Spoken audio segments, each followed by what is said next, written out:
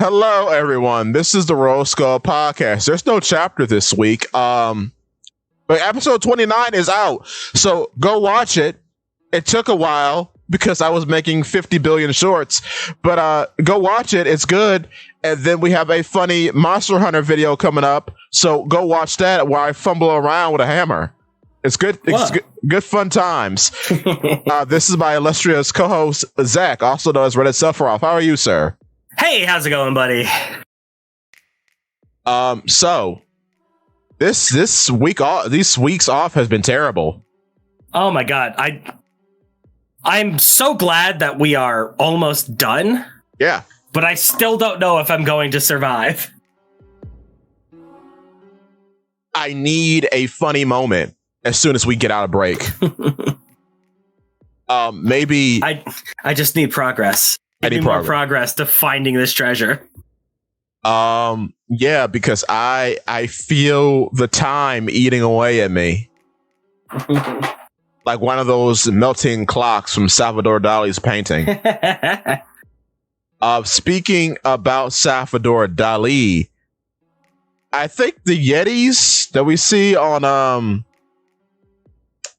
Punkcaster, remember those guys? The Yeti Cool Brothers? Yeah. What about them? I think they could be part mink and part giant. Well, that would be interesting. That's my theory. A One Piece theory. Here's my thought about the Yeti Cool Brothers. They had a name. Yeah. They were invested into Punk Hazard. What are the chances that the Yeti Cool Brothers come back in the series? 100%. You think so?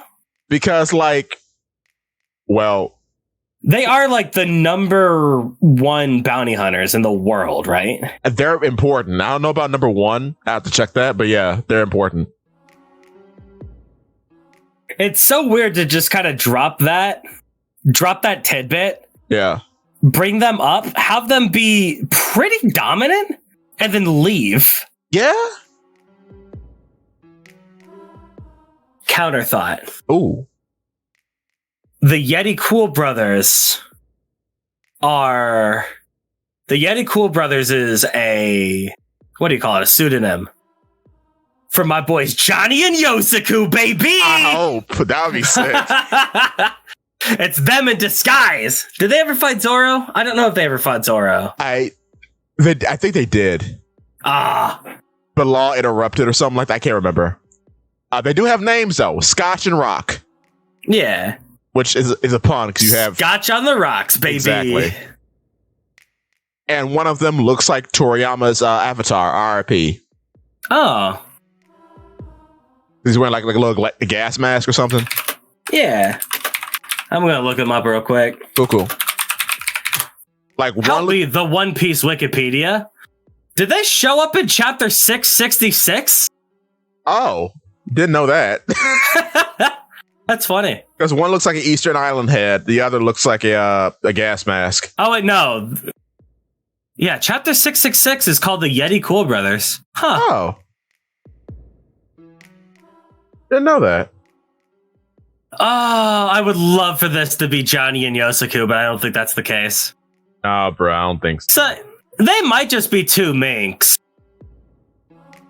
Well, they're referred to as giant sized, which is a very specific thing.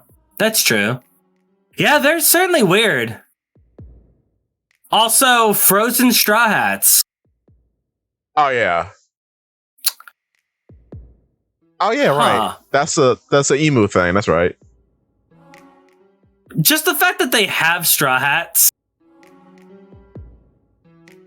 I don't know. They're just weird. Because they went an entire arc without Oda showing their faces, right? Yeah, their faces were like in a weird SBS thing. Yeah. And that's the entire time that they're like, I don't think about the Yeti Cool Brothers all that much. Yeah. But I just looked them up and was like, this is weird. Because like, you have the Yeti parts, and then like the top halves of them are effectively emu coded. True. Where they just have to be plastered in shadow for reasons. Which makes Why? yeah, right. It's weird. But what? What's up? I'm thinking about Loki too. I think Loki could be a frost giant, or if that's what we're calling like mink and giant mixed together. Maybe. Yeah, that might just be what they are. Maybe we'll figure them out. Dude, do you think the Yeti Cool Brothers could come back in Elbaf as frost giants? I hope so. Ooh, that'd be cool. Yeah, really cool. Yeah, because they're huge. They could hold Frankie in their hands. Right? They were born on December 11th. And I just found out there are two characters named Scotch, both who live in snowy countries. That's neat. The other one is Iron Boy Scotch. He was the guy that got eaten by caribou. Fair. One of Kato's boys. Man, imagine getting jabbed to caribou. Unbelievable. Imagine being in a world of mud inside a man's body. Disgusting. I don't know. What if it's nice? What if he's eating like a lot of cool stuff? Yeah. What if there's just like a big house in there? You can just chill. What if it's like inside Laboon's belly? That's possible. It has infinite space. Yeah. Also, these nerds I made a video recently about Katakuri. My man. And I've gotten many comments on it. Of course. And I'm very interested in what people think. About what? I don't know if I should bring it up here, but we're here already. I said he was not made of mochi. Yeah. He's projecting. He does what Treble does, but he's just better at it. And I guess his mochi has some special property because he has like this oh no, Treble's mucus got the same property. He's projecting a body of himself, but he's just moving around in that body because that body has like infinite space. So do you think that Katakuri is much smaller than he appears? Oh no, he's the same size. It's just like he's moving around in a shell of himself. If that makes sense. I don't know. I guess it's possible if he's got like that Rokushiki technique. Oh yeah, that the wind one. I forget what it's called. Life Return. Yeah. Life Return's one of it. It's like a whole bunch of it. You could like shapeshift. And the reason why I say that is because he can store his spear in his arm. Mm-hmm. And his spear is longer than his body. Yeah. So like I could believe that the mochi form that he's projecting is like has some like spatial element to it. Kind of like with the pocket fruit. Mm-hmm. How it's just hammer space. It's like that. So he's not smaller than himself. He can just move around in a mochi projection of himself, and then like I guess the localized ability that his body has is that he's kind of elastic like mochi. That's why he can stretch his mouth. But to play devil's advocate, fair, true. I feel like Oda created the idea of a special paramecia exclusively to explain Katakuri. Fair. Because originally Oda wanted to like from what I recall correctly from what people say, Oda originally wanted Katakuri to be a Mochi Logia, but Mochi isn't an element that is created in nature. So you could only really be a Mochi man as a paramecia. Yeah. So this is like a special paramecia that acts like a Logia but isn't natural. Which that's a fair assessment because I found out recently because I did a short on it. It says Logia in the original release. Mm-hmm. Apparently, he was supposed to be a flower Logia, which would be so cool. And it reminded me of a callback to that. I think it's movie 4, where there's this guy. His name is Gaspardi. He just looks like a paler crocodile, and he had a Logia ability to turn into candy. So you basically have the Logia form of Parasparrow's fruit. Yeah, and his weakness was flour. So it feels like that idea just got picked up. It was tried to be woven into the manga, but it got changed around a bit. But Oda realized that Oda realized he was going against his own rules, I guess. Yeah. They're like, they were harder established at that time. As soon as we got to Whole Cake, things became more concrete. Because we hadn't dealt with anything that didn't naturally occur in nature, because we only had like 8 Logias in total up until that point. I think so, yeah. So we don't have to worry about the rules until we start introducing some things that break them. Right. Hence, Katakuri shows up as a Mochi Logia guy, and Oda's like, wait a minute, does that fit? But I will say this, based on the research I found, there are a lot of characters that are very similar to Katakuri. Yeah. That like generate stuff, and it's not like a common thing amongst Paramecia, which is why like I made the video like if he did, which I don't think that he had this in mind. Obviously not, because Katakuri like changed like on a dime. Mm-hmm. But I could see if there was ever going to be like a subclass of Paramecia, I could see if he started thinking about that in Little Garden where Mr. 3 showed up. I could see it because they're so similar, and it's and what was it? In Impel Down, it felt as though not Katakuri, that even though Mr. 3 isn't made of wax, his body acts like wax. Yeah. Like he has an extreme aversion to heat. He doesn't like it. Because he is a wax man, yeah. Right. And then there are things like, on the same topic, Magellan being a poison man. He literally generates a coat of poison armor over his clothes when he fights. Yeah. Magellan, a lot of people always considered Magellan Logia, even though he's not. Yeah, true. Because he is just big and scary, and he feels like that awesome power of a Logia. And then he's also introduced at the same time as the Darkness fruit. True. Which is another one that is a very funny boy that breaks the rules. Blackbeard is fascinating. I like him a lot. Nothing about him makes sense. If you want to talk about lore, nothing about Blackbeard makes any sense. No, it doesn't. And that's what's beautiful about him. And he's such an unknown.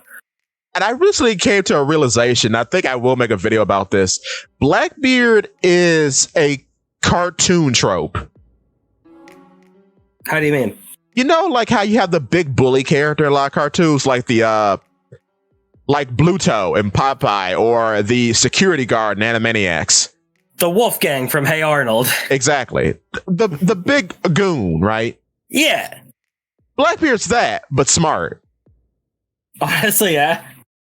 He's all that because he's fighting a smaller protagonist who's literally a cartoon character. And he is, even though he's not very practical in lore, because of his abilities, he has to play by some rules, even though he has awesome power, which makes him big and hittable. Go on. He does feel like the unholy marriage of Bluto and Snidely Whiplash. Exactly. So, yeah, that's why I think they're Oda's kind of going for that, seeing how there's so much Popeye reference in One Piece already. Mm-hmm. I wonder if there's going to be a two-headed giant, because there's one of those in Popeye. Yeah. I think his name is Atlas. I can't remember. Anyway, yeah, it's weird that too. Like Blackbeard's like a prominent Whitebeard pirate, yet he has no bounty. Yeah. Or his bounty's like actually 0, which is a weird occurrence. Yeah, and it's good lord. How do you even think? He was introduced to have 0 bounty at around the same time that Rockstar showed up, right? Yeah, but even lower members of Shank's crew are high bounty guys, like Luffy's bounty level guys. Yeah. Blackbeard, nothing. Yada. Do you think that maybe someone working on the inside was making sure about that? That has to be. Maybe someone who read the script who goes to the Gorosei to talk about that specific pirate? Because he has to be weird. I don't think he's related to Zakk. I know that's a popular theory. Yeah. But there has to be something. Because the weird part about... Oh, sorry. Well, go on, because you had a thought. Well, that was basically the end of my thought. It's like, what if Shanks has been like shielding Blackbeard and making sure that he's all going according to plan? Oh, we're on Fed hair now. Excellent. If we're on Fed hair. I could believe that there's a Marshall D in the Holy Knights, and that's where his family is. I could believe that. Like how Shanks is related to Garling. Yeah. I could believe Blackbeard's related to Could you Holy imagine Knight. if 2 Holy Knights had pirate sons? Yeah. A revolutionary has a pirate son. Yeah, pirates are revolutionaries by their core. True. Oh, good point. The weird thing about the writing so far is that people say, and there's a lot of traction to this, that Blackbeard is the mirror to Luffy. No, Luffy's mirror is not Blackbeard. I mean, it is, but Buggy, baby! It's Bucky. It's always been Bucky. Let's go! Because here's the weird part. Luffy doesn't recruit anybody. Not really. People like come into his path and he asks. Yeah. But he doesn't seek people out. Bucky, after his defeat from Luffy, doesn't seek anybody out. People just find him. True. Blackbeard, my man just falls upwards. Blackbeard's got a plan. Blackbeard actively recruits people. Shanks actively recruits people. Yeah. Because we saw that with Yasop. He actively goes and finds people. So that's what they have in common, which is weird. He actively makes children fatherless. The man. Yeah. Whoa. Oh, I see you got this whole family going on in syrup. How about you come with me instead? And shoot guys with your awesome sniping abilities. Which is, I don't know how he got Ben Beckman. I don't know. Maybe in the same way that Roger got Rayleigh. Maybe he just found him and is like, let's go. Which brings me to my next point. Roger might have been a liar and a bad guy. It's possible. I think Zabek was the good guy. Because I think it feels like Zabek has been the good guy this whole time. It's hard to believe that. Because you know what? The sticky point is Whitebeard. Because Whitebeard is not a bad guy. No. Whitebeard's not a bad guy. Big Mom is questionable, but she's not bad. Big Mom isn't evil, but she's chaos. She's chaos. Kaido is actively evil. Because of Kaido's a pretty bad guy, yeah. But he's the youngest, so that makes sense. But like, and Shiki, as he's portrayed in the movie, is it bad? He's vengeful. Because he's attached his self-worth to the man who defeated his captain. I mean, Zabek's crew, probably by nature, by plan, on purpose, Zabek's crew feels a lot more like what Blackbeard is trying to do. Yeah, but it's just a bunch of captains coming together. They all have their own plans, but this guy kind of unites those plans in one big thing. Also, on the topic of Zabek, I think Zabek, how it actually happened is that he's more like Luffy, or more like how Luffy has been betrayed. Where he just pulls people to his side because he's charismatic. So charismatic and bullheaded about what he wants. Or he's like Buggy and all this kind of was an accident. It's one of the two. Or he's more like Blackbeard and pulls people to his side because they want to follow him. Yeah. I mean, that's the thing about the most powerful characters in this series. I mean, Aramaki said it best. The power to get others to fight for you is terrifying indeed. Indeed. Actually, no, that wasn't Aramaki. That was Mihawk. That was Mihawk. Aramaki also said that later. And then he said, we'll go watch Film Red. Mm-hmm. But please purchase Film Red tickets. But it's making me think, like, I could see Roger being a bad guy, but of the time, people liked his battle prowess. So that's why they still hold him in high regard. There's something about him that people like. I can't quite. I mean, there's something about him that people like is because he's also a big bombastic, freedom-loving guy. True. He's a pirate. He's the pirate. He is the pirate. You know, people like Roger because to this day we like Edward Teach. We like Blackbeard. Yeah. Not the One Piece Blackbeard, but the real life Blackbeard. We like his gumption. Like, yeah. My man put his entire crew in the bottom of a boat, filled it with smoke, and said, "We're going to hell, boys." And then got sad when he was the last one who didn't flee in terror. Oh my god. Like, we like those kind of guys. We like those stories of just like insane, dedicated people. Yeah. And that's kind of what Roger is. He's this vagabond on the sea. He's like this high seas tale that we can tell. Sure. He had a glorious death at the end. What more could a man want? Exactly. With that being said, I still think Zakk has to be a clown. I can't wait until we find out more about Zakk. Because it's weird. Here's another weird story bit. Nobody from Rocks has met Bucky but Whitebeard. True. And he talks about Bucky very fondly every time he sees him. He's like, "Oh, hey, little boy, you're still alive. Good." I'm going to say entirely based off of his silhouette, I'm still in Caribou theory. Oh, man. I'm not entirely sure if Caribou is Rocks, although that would be amazing if it was. That would be crazy. But I think Rocks had 2 kids, which is Caribou and his brother.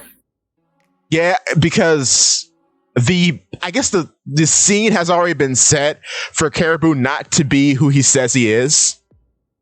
There's something about Caribou. And now we don't know what it is. Yeah.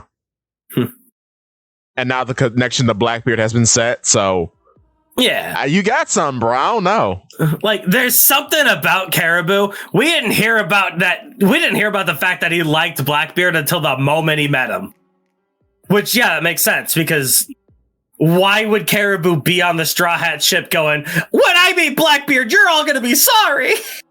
Yeah. That would just get him killed on the high seas. Yeah, because Luffy would drop his smile immediately. If he had never gotten humbled by Peckhams, that might have been his reaction, but otherwise, no. Yeah. Oh, the Peckhams thing was so funny. I love that. Big mock turtle lion based. Like, if we have to put hockey in the show, it's a very good way to introduce it. Yeah. Especially as a means to deal with Logia users. That's what I do like about hockey. It's good in that way. Also, speaking of hockey, have you seen episode 1100? I've not. It's sick. It's the Lucci fight. Lucci fight? Yeah. I've been meaning to get to that just because, good lord, I need context with that, because I liked the ideas that the Lucci fight was pushing in.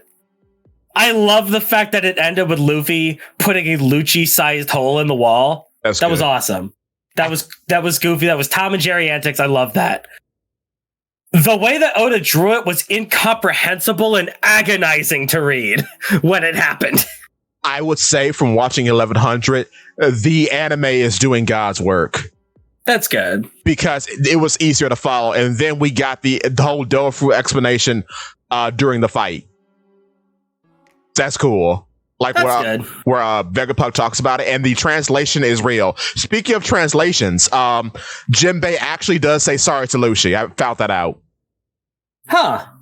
You remember back when we did 29, you were God. Yes, I am sorry, Rob Lucci. And then Minnie came in and was like, well, it was a warrior's apology. I was like, no! That's real. That's in the Viz. Horrible. Okay, now I refuse to get down the hole. We have more to talk about. I'm not getting down the hole since I mentioned his name. No. Not today. But yeah, like I said, I like the ideas. Tom and Jerry antics is funny. I'm not 100% sure if Oda was ready to create a rubber hose manga. Is the problem. I just hope he's read a lot of Bobobo. That's all I can say. Bobobo, yeah. They're the same thing at this point. Basically. But as it stands, like, Rubber Hose is a very visual, chaotic, animated medium, and it's very difficult to translate that into still pictures. You need to have a fine comb that only things like Bobobo, only things like Dragon Ball could really pull off.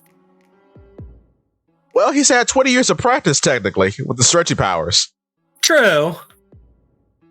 But I don't know if Oda's ready for that. Because whenever he gets to drawing Gear 5, the fight choreography becomes completely and utterly incomprehensible. It becomes unreadable. It's terrible. It's a little sloppy.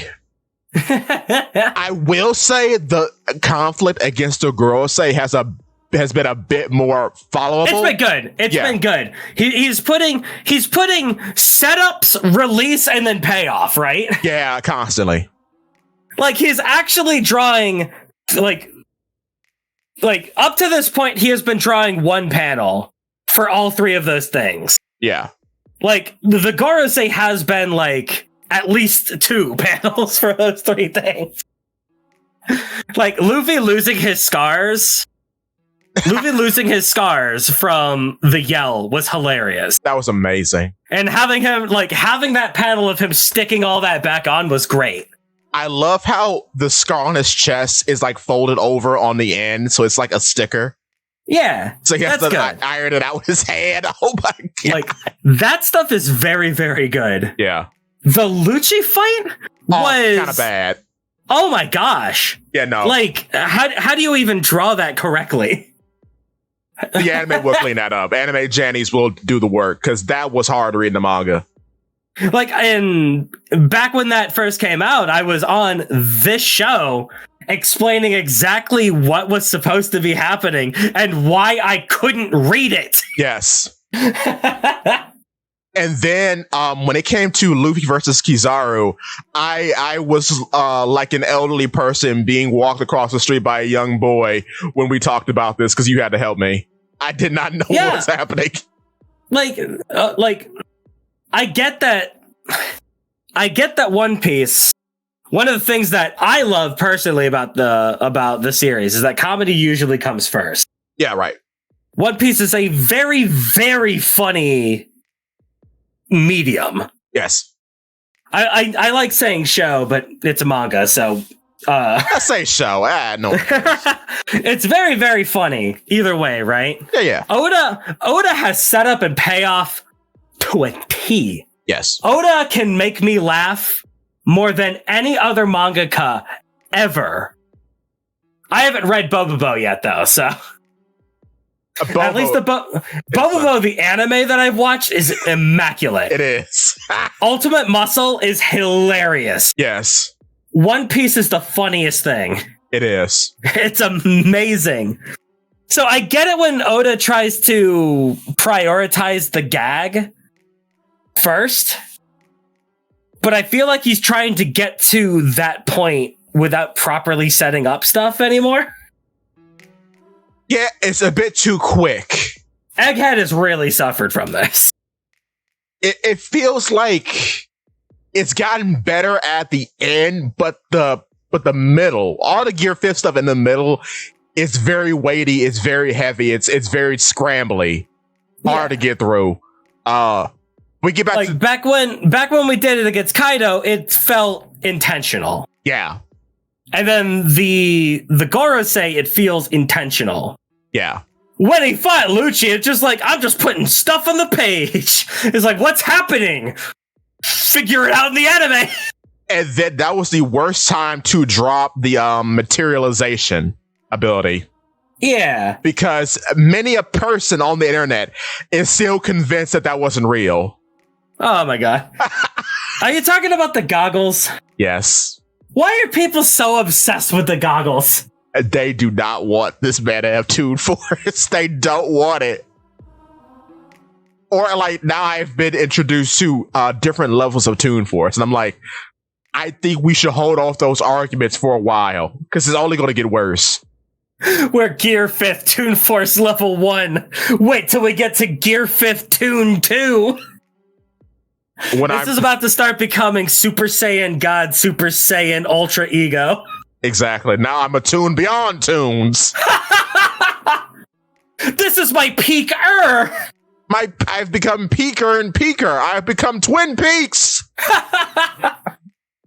Now here's my red room. No one got that joke. That's a 20-year-old show.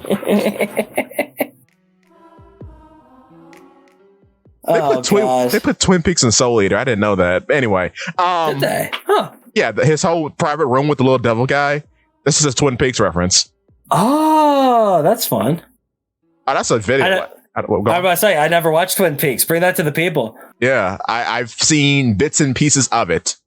So indeed, I am a fraud, but I know enough about it. Yeah. At least you have succinctly told me the idea of that idea, right? Exactly. You succinctly told me what you were going for. You built it up and you paid it off. Unlike that stupid Gear 5th rope break nonsense where he was past Lucci, spinning, punching, all at the same time. And then he ate the ground and spat it at him. Remember that? Remember where he drilled himself into the ground, and if you couldn't read the kanji for drill that was on the page, you had no idea what was happening? That happened in the anime last week, actually. Where he performed Mole Pistol, right? Yeah. Yeah. Well, I don't think it was Mole Pistol. Oh. It's where he couldn't control himself and he was spinning underground. Oh, yeah. And then he appeared like a few pages later where it was just a giant head. It was Mega Gengar coming out of the ground to eat Lucci. Oh, right. Okay. It was that gag. Oh, well, but, I don't. Like, it was him going, oh, I can't control myself at like an off panel somewhere. And a lot of people missed that. So suddenly Luffy was underground. And then suddenly Luffy was exploding out of the ground as a giant head. And there was no setup. There was no glass of water so that we could see Godzilla's steps coming towards us. It just happened. And it was there. And I was confused. And I was scared. I'm having PTSD flashbacks. PTSD? Yeah, that one. PlayStation Digital flashbacks. Flashbacks? Goodness. I can't talk. Whatever. Flashbacks. Flashbacks. Anyway. Because I just remember the head. I don't even remember the build-up because there was none. Oh. There was none. Anime Janny's clean it up. I was about to say, that is an Anime Janny's moment. But you would have been able to tell that because as he couldn't control himself and he was digging underground, Oda made sure to have like JoJo onomatopoeia appearing from the ground that said drill. Oh. But that wasn't translated because it would look terrible if they translated that. Romanized letters. Disgusting. So it's one of those times where just as an English reader of One Piece, we couldn't get the gag. Yeah.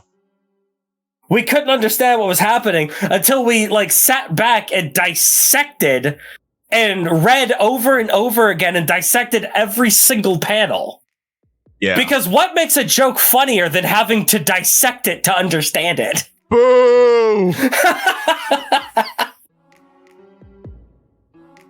With that being said, I do like Gear 5th. I wish we had like the pace of the Kaido and the Gorosei fight all the time. Because it's very hard. Yeah, like I said, he has cleaned it up. Yeah. The Gorosei fight has felt a lot better for Gear 5th. Because the Kizaru fight, I feel like is effectively worse. It's worse than the Lucy one. Kizaru fight, I don't even feel like it had... Like, what were the gags in the Kizaru fight? Like, there weren't any. It was just like a straight fight. But there's a time in which Kizaru, I think he goes away from the island and returns at the same time or something like that. And I did not know what was happening. Yeah. And then Luffy is like big now, and then he is not big, and then and then there is Snake Man, but now there's not Snake Man. Now there's Gear 5th, and then he is big, and then I forgot what happens. Oh, and then the Kizaru fight is a big and then kind of fight, and then Shadow Clone Jutsu. Remember that? Yeah, like it doesn't feel like. It doesn't feel like a back and forth. It doesn't really have the pacing and story built into a natural fight, right? Yeah. It just feels like stuff happens, and then stuff happens. It's like Go on. It's like a 10-year-old telling a fight story. It feels like I'm watching a tennis match, but the ball disappeared halfway, but they're still playing, and then it appears again. I mean, at least with a tennis fight, you know what side of the court the ball is on. Yeah. I mean, Gear 5th versus Kizaru, what moves are doing damage? What moves are not? Yeah. What moves are being used? Who is the fight in favor of right now? Yeah. And then Luffy punched the stars out of Kizaru, and they were both dead. Yeah. Okay. Yeah. This star gun or whatever it's called, I'm like, oh. I mean, did that hurt? So Luffy won? No, they both got up and they're better now. So what was accomplished? Yeah. Also, like, what happened? I can't wait for this to be animated. How fast is Snake Man now? Because how is it tagging Kizaru? What? I mean, let's be honest. Snake Man was always ridiculously fast. Yeah, but light speed. Jesus Christ. I mean, okay, let's consider this. All right. Kizaru can move at light speed. Yeah. Can he perceive at light speed? True. You would think so with observation, but hey, perhaps not. I don't know. Perhaps not. I mean, you can perceive certain things, sure. Yeah. But there's only so far that you can go, as Katakuri has shown. And Katakuri's got like the strongest observation in the game. Shanks, film red. We don't talk about that. Right. It's not canon. It isn't real. It can't hurt me. Exactly. Well, okay, so let's consider, even if Shanks' observation is better than Katakuri. Yeah. That means that Katakuri is top 2 next to a Yonko. True. Fair. Yeah. So, like, Kizaru can move at light speed, but that might be one of the reasons why it takes him so long to become light. Is because he has to go ahead and perceive everything that's going in his way, right? Yeah. Like, it seems to be kind of random on how his light powers work, and that's probably why. Because I don't think he could perceive things as light speed, because you can only perceive things so quickly. Yeah. And I'm of the opinion, because we don't really know the hockey proficiency, and I hate talking about that, but like, yeah. We don't know the hockey proficiency of most of the people in the Marines. All we know is that Garp and Sengoku have conquerors, and the rest are kind of a crapshoot. Like, Kizaru has observation, but we don't know to what level. It's probably safe to assume all of the admirals have some form of hockey. Yeah, I mean, obviously, Fujitora, because like. Go on. Has observation. Because I know it to be like we're a vice admiral or something. You have hockey off jump. That's like a thing. They all have it. So like we all know they have some level of it. We just don't know how far it goes or what type now. Because observation has like 5 types or something like that. I mean, at the very least, Kobe's got some crazy observation hockey. Like he's got from what Helmeppo said. He's got the soul one, I think, like the one that Usopp has in Fujitora. To where he's only a captain. True. He's not even a vice admiral yet. True. So, like 2 ranks above that, it's pretty safe to assume that, like, if we're gonna give the admirals hockey, they have some pretty crazy stuff. Yeah. I mean, Garp straight up told Ice Pheasant, man. Kuzan. I mean, he straight up told Aokiji, don't use Haki when punching the ship. So he has a basic for that, right? Right, yeah. So it's pretty easy to assume that Kizaru does have observation Haki. Yeah. That's probably something that you're going to need. You need good reflexes when you can go that fast. And then you need them because you're fighting people who can perceive you, potentially, if you're fighting like high-ranking pirates. Yeah. But most of the time, Kizaru's moves go off, and then he reacts to them. Yeah, which is... It's like that whole... Like, he throws in like a light speed kick, and then Rayleigh shows up and kicks it away. He takes a couple seconds to look down and go, oh, is that Silver's Rayleigh? That's true. Or like the whole mirror technique, his light speed travel thing, where he bounces off the walls and stuff and angles. He has to reform first, and then he kicks.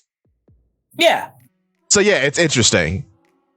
He can't perceive his own move. Wow. I mean, that's usually what people say when they talk about moving that fast, right? Yeah. Like when people want to be real pedantic about super speed, be like, "Well, you go so fast, you run into a wall because you don't see it coming." Like, there's animals in the world. Yeah. I think there's like an ant that can move at like blisteringly fast speeds, but it can only move straight at a certain amount of space, and then it has to stop, perceive its environment, and then move again. It's either like an ant or a lizard. I forget what it is. Speaking about animal speed, but it's fascinating. Yeah. But go on. Fun fact: cartoons are lies because a coyote is faster than a roadrunner. Well, not one coyote and not one roadrunner. Yeah, so that means that roadrunner's a freak. He's a freak, Zakk. But yeah, Gear 5th, hard to follow, fun to watch, unless you're reading the manga and you get really upset when you don't understand what's going on, and then you punch. In which case, it's hard to follow and hard to watch. Yeah. So please clean it up, anime Jennies. Yeah. On the topic of things that have come out during the break, we have the Cross Guild Jolly Roger, which is so hard. It's clean. It's so good. Oh, it's clean. It's clean. But it's made me think.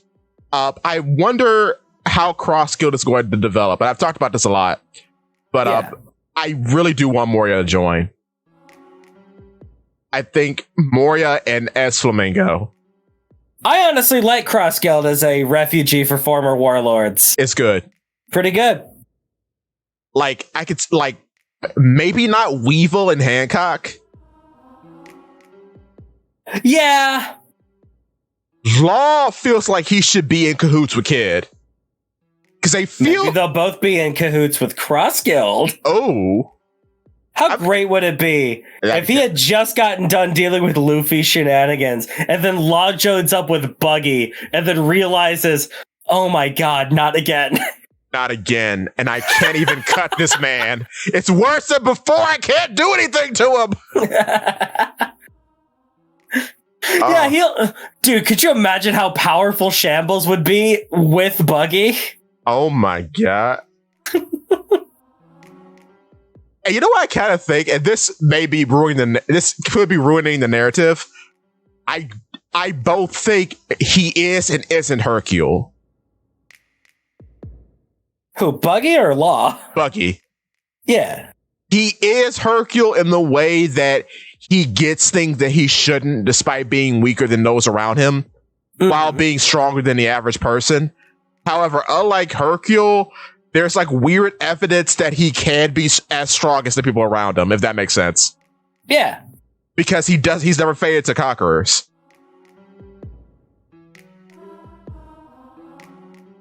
Yeah. Like honestly, Luffy, yeah.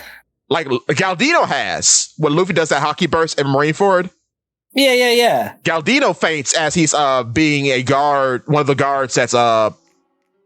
that's about to execute Ace. He infiltrated and he's in disguise. Mm-hmm. And he faints when Luffy does a hockey burst. Buggy has never been around to experience that, which makes sense when you consider he was raised on a crew with Rayleigh and Roger and Scalper. Yeah, so of course he went. And Shanks. Oh, right, Shanks. Yeah, because Shanks is probably a prodigy. Let's be honest. Everyone on Roger's crew is a prodigy. Yeah, including Buggy. I love you, Clown King. Yeah, like diggity dog. If I'm just trying to think is like what happens if we bring back oh lord, Flower Man with Laboon. Crocus? No. Yeah, Crocus. Yeah. I wonder if Crocus had Conqueror's hockey. He could have, even though like yeah, he could. Honestly though, like, remember when Rayleigh was first introduced? Right. And they had to make sure that Rayleigh is the coolest guy of all time every second that he's on screen. Exactly. He's the man in charge. He's the man in control. This guy, he goes in, does a conqueror's burg, and everyone, like, just from his mere presence explodes and dies around him. Then he, like, explodes like handcuffs. Just by touching them, it's like, whoa, then he can move at the speed of light and fight admirals? Like, who is this guy? Right. Remember when they introduced Crocus? He's just an old man on the island reading the paper. And he's, they pointed a cannon at him, and he does, like, the cool guy thing of, I wouldn't do that if I were you. Yeah. And Usopp's like, oh god, this guy's serious. Well, what are you gonna do if we shoot? I'll die. How perfect is that? It's even funnier in the anime because they keep doing like the Conqueror's hockey zoom in on him for a joke. Yeah. Yeah. It's like, what a perfect joke. It's so good. To introduce one of Roger's men as an old busted up guy, right? Living in a whale. Yeah, like, every other member of Roger's crew has had to be like, oh, this guy was in Roger's crew. He's the coolest dude. You guys remember Kozuki Odin?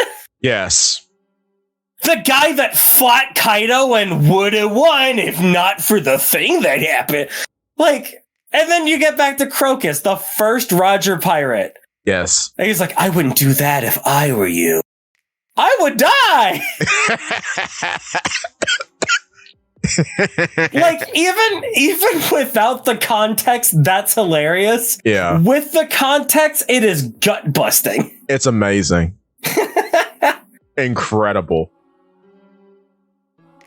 I don't know where I was going with that. I just wanted to talk about Crocus and how much I like him. That's fair.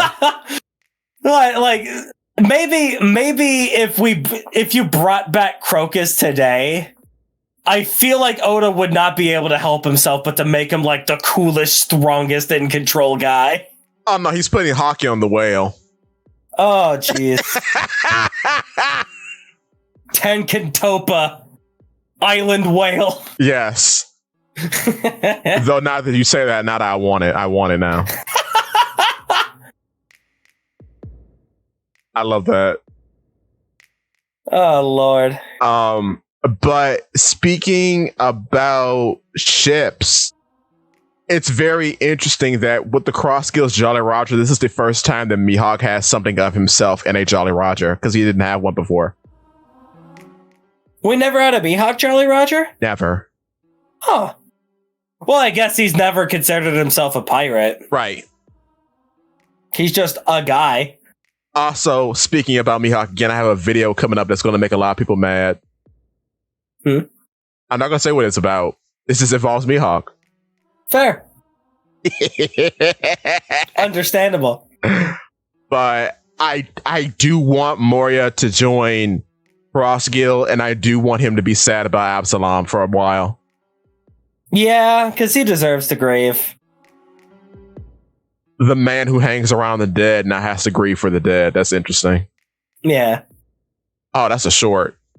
Write that down, Paula P. Works. That's genius. Oh. I wonder, where's Hogback? That's what I'm saying. Yeah, true. If we got Hogback in Cross Guild somehow. Oh, I hope so. Could you imagine if Hogback put Absalom together and then Moria just spent like a long time putting different shadows in Absalom in hopes to see what could work? Oh, that's so sad. Oh. Because isn't that what you would do if you had that power? And you know what I want to happen? I want each one to fail, and then Mihawk slashes one and says, stop. I want him to talk to Mihawk. I want what? Talk! Mihawk to talk to Moria. I want the two vampires to talk to each other. Yeah. And I want Mihawk to tell Moria to pick himself up and move on. You've been hanging around corpses all your life. It's time to enjoy yourself and be alive. Enjoy the people who are alive. You know what would also be funny? What? What if the only shadow that worked was another goofy guy on the crew? Oh, Lord. Like Buggy. Oh, Lord. But he can't Buggy Shadow is the only one that works. And he can't cut it. And then if he comes to terms... Oh my god, he can't cut Buggy's shadow because it also has the properties? I was thinking about the idea of him coming to terms with Absalom's death by loving Buggy instead. Oh, that's good too. By seeing the similarities between the two. That's good. I like that. Either that or just have Absalom and Moji become like, or not Absalom, Moria and Moji become great friends. Buggy has like a lion man on his crew. And a lion, Richie. Yeah. So he's like, you're just like him, just hairy. Oh! I didn't even think about that. Right. He has a man who is hairy and a lion. Yeah. So it's like the parts of Absalom on the crew. Oh, that's good. Oh, he walks Richie. Oh, I love it. Oh, he walks him around the island like a dog. That's great, Zakk. Oh, that's precious. Yay! Clap! Yeah! We love Moria here. And then Perona dresses Richie up in like pretty bows because she's a girly girl. This is good. This is good mango.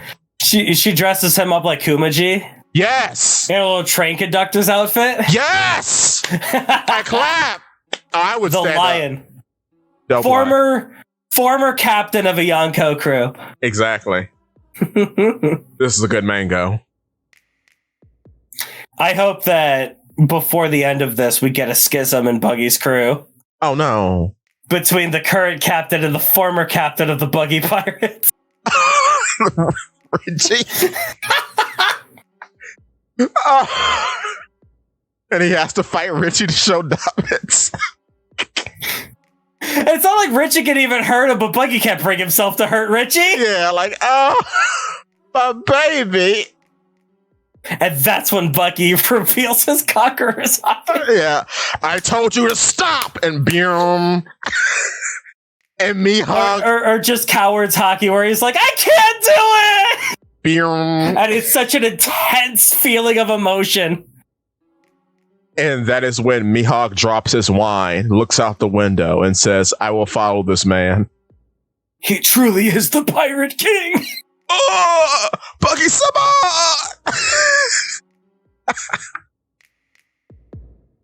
Also, fun fact, technically Crocodile's dream could be coming true. How do you mean? Because in the Miss Golden Week cover story, it's still revealed that Crocodile still wants to be Pirate King, and he dresses up in his Baroque Works. He looks like Roger, but it's like all Baroque Works insignia. Oh. So this is happening now because he's a part of the Yonko crew, and part of the Jolly Roger does contain the Jolly Roger from Baroque Works. And to be honest, if Buggy becomes the Pirate King, by extension, that means Crocodile becomes the Pirate King. Yeah, as like a, I guess, officer, or whatever we're calling, because we don't have a name for like the chief officers of the Cross Guild. I mean, the chief officers of the Cross Guild are the people running the show right now. I mean, yeah. Like Mihawk and Crocodile both think that they are in charge of Cross Guild, and Buggy is just like a puppet king. Right. So if the puppet king becomes the pirate king, then what does that mean about the actual guys in power? They are whether or not they actually are who they think they are, right? Right. So theoretically, Crocodile could be getting his dream if Buggy succeeds. But that would also mean that we never get the scene where Crocodile bends the knee. And I need that scene. Oh, that'll happen. That's happening. I need Crocodile and Mihawk to bend the knee. I need that so badly in my life, man. I think Crocodile... Here's my theory. This is a big theory. Yeah, we're going into Crocomom stuff again. I'm sorry. So, Crocodile is going to be Sanji. This is, I think, unavoidable. Sanji is the foil to Zoro in that he can be like up for goofs and gaffs, right? And he could be more pragmatic, where Zoro is more straightforward. Exactly, and then Sanji's a spy. Zoro is just the straightforward warrior. Crocodile and Mihawk are the same thing. Crocodile is the James Bond villain, where Mihawk is like a final boss character. Yeah. So you have a spy conniver and a straightforward guy. Same thing with Zoro and Sanji. A straightforward guy and kind of a conniver. The funny thing that happened to Sanji is that he was turned into a woman and an Okama. Yeah. And the Crocodile has had implications that he used to be both. So, he's at least they both at least have history with Eva. Eva, yes. They both have had that history with Eva. What that means for either of them, I don't know. But if it means that I get to see Sando Kama Kempo, by all means. That's hot. Oh, that's hot. Oh, why did you say that? Oh, I love it. Oh my goodness. Sand he did hire Mr. 2. Oh. Ooh. Ooh. I like that. Mr. 2 is like a really weird thing when you really consider like Crocodile's place with Eva. Yeah. Also, because like Crocodile owes Eva something. Yeah. So why would he hire did Bon Clay meet Eva before Marineford? Because he knew about Eva. Yeah. Which is weird. And then the weirdest part is, I think he made Okama Kenpo because he's the only practitioner of it. Yeah. Because New Kama Kenpo is a totally different thing. Oh, is it? Yeah, there are two different skill sets. There's New Kama Kenpo. That's the thing that Ivankov knows, and then the 99 Masters know, right? Yeah. And then Old Kama Kenpo is like an offshoot. So it happened in reverse. The new thing is the old thing. The old thing is the new thing. That is wild. Because you look throughout the series, the only other person who does any like stance similar is Mary. I found out from a guy on TikTok. Oh man, Mary is the only other person who does a similar stance to Mr. 2. Yo, deepest lore? I know, right? Deepest of lore? It's weird. And they're both like animal people without being minks. Well, yeah, we don't know about Mary. Mary might be because of live action. Yeah, he might be like a half mink. I don't know. Him and Caesar. Yeah. Because Caesar's weird. He's got horns for no reason. And they're both ram people. But go on, yeah. Yeah, Mary was definitely created before the concept of minks was a thing. Yeah, but you know, I just think that like back all the way back in 90-6. Yeah. I feel like Oda was like, oh yeah, some people just have animal parts to them. Yeah. Because he's got a background in wrestling. Of and course. sometimes wrestlers, especially in Japan, they'll just dress as like animal. They'll put animal parts on. I mean, that's how we got Panda Man. Yeah, he was a Kinnikuman thing. Yeah, he was an Ultimate Muscle character, effectively. And he had like Wally Tuscan and stuff like that. And Dick Van Dyke. Yeah. Yeah. Yeah, no. And of course. God, I love Kinnikuman. I know, right? It's really goated. It's the best. Kinnikuman's fantastic, bro. It's the one 4Kids adaptation that I wholeheartily stand for. Yeah, no, it's great. No notes. Perfect. Kid muscle. Very good. My man. Taro. Go on. So, yeah, I feel like back when he was creating Mary, sometimes you'll just have people with like weird animal parts. Because he had Mary, he had Panda Man, stuff like that. Yeah. And then as the series went on, by the times that we get all the way, 15 years later to the time skip, and Peckham shows up, it's like, okay, well, let's make this an actual thing. Yeah. Instead of explaining it through devil fruit, how about some people are just this? And well, how are we going to explain that? They live on an elephant. Yeah. That's it. His art acumen for his animal folk has been very direct, which is weird because minks don't look like zone users. Half mink don't look like zone users. Well, kind of. And then Chopper doesn't look like anything. I would say that Mary looks a lot more like a Zoan user than a mink. But even then, he also doesn't look like a hybrid user. Well, it's weird. I'll meet you on hybrid user because like it becomes less and less of a thing. Yeah. Because then you got the smiles and it's all over the place. Some people can just make up what they want to be, like Jack. Jack was like a centaur elephant when he's in the hybrid state. Yeah. It's nonsense. So, he looks like a hybrid user. I guess. But back then, hybrid users were, direct, yeah. Yeah, it was, direct. It was, what hybrids did we see? We saw Dalton. Excuse Chopper, because he's not a thing. Did we ever see Dalton as a hybrid? Yeah, he's introduced as such. Okay. Well, no, we got Dalton and then the Alabaster Guards. Yeah, the Pell and Shaka. Jackal and the Falcon. Yeah. Chaka, yeah. Chaka, yes, Chaka. Those were your early game Logia. I'm not Zoan. Those are your early game Zoans, and they all kind of have a same kind of idea. And it changes your face every time. Yeah. Mary's face doesn't change, which is why it's weird. Yeah. He's closer to Kuma than anything in terms of his animalistic parts. Yeah, and we found out, which has made the fool of me, that was just Bedhead. That's funny. That has nothing to do with the paw fruit or anything. That's just Bedhead.